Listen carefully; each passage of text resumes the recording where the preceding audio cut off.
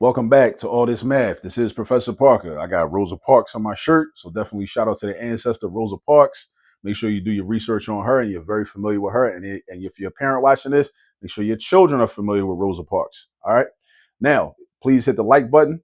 Also, subscribe if you haven't subscribed already. If you have any questions about anything I'm about to explain, put your questions in the comment section. Or if you just got a comment, put your comment in the comment section. And please share this video with at least one other person. What are we doing today? We're doing what a lot of people, an example of what a lot of people call the new math, right? It's not really new, but it might be new to us. It might be something we were never exposed to when we were in elementary school. All right, quick 10 drawings, okay? Now, we can use a quick 10 drawing, which I'm about to show you in a second. All right, it's cool. I'm about to show it to you, right? To add two-digit numbers. That's a 21 and that's a 17. So what we're going to do is we're going to represent 21 in a drawing, right?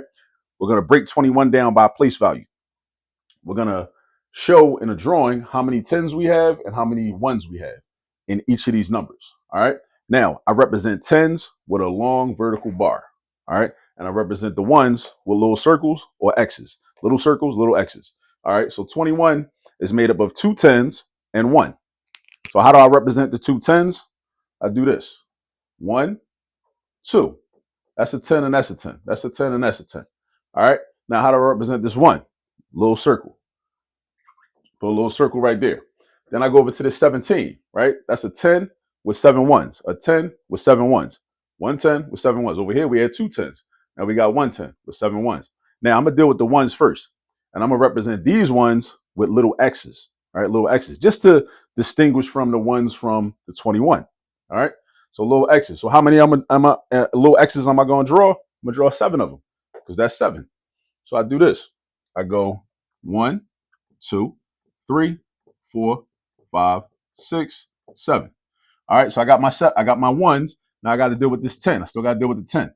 So I draw another vertical bar. Then I put an equal sign.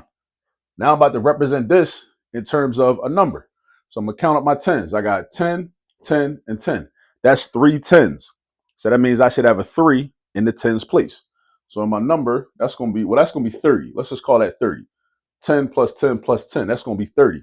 Then I do a plus sign, and I'm going to count up my 1s, right? Because the little O's and the X's and O's are all 1s.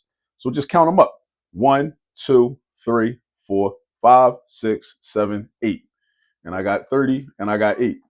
Now I'm going to add 30 plus 8. We could count on from 30, right? We could do that. Or we could just replace the 0 in the 1's place with the 8, knowing that 30 plus 8 is going to give us 38. And we are done. Finito. All right, so this is a quick 10 drawing, right? The purpose of the quick 10 drawing, one of the purposes is for young children, because this is a method that's usually introduced in the first grade in some curricula, right? For children to be able to visualize these numbers, because numbers are pretty abstract, but this is something you can visualize. Like, okay, it's a symbol or a picture, right? It's something pictorial, which is important for, young people to be familiar with, right? So you see how many 10s you got? You got 1, 2, and 3. That's where the 30 comes from. And then where does the 8 come from?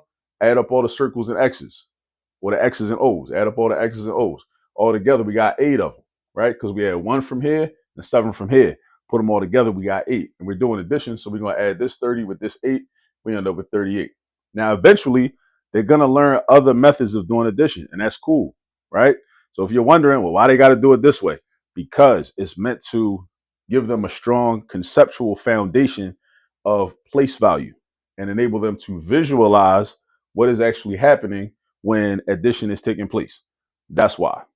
All right. So when your children come home with the homework and they're asked to do quick 10 drawings, now you know how to do it and you can help them. All right. So please subscribe if you haven't already subscribed. Hit the like button if you ain't hit the like button yet. Share this video with at least one other person. If you still got questions or comments, please put them in the comment section. I'll see you all in the next video. Peace.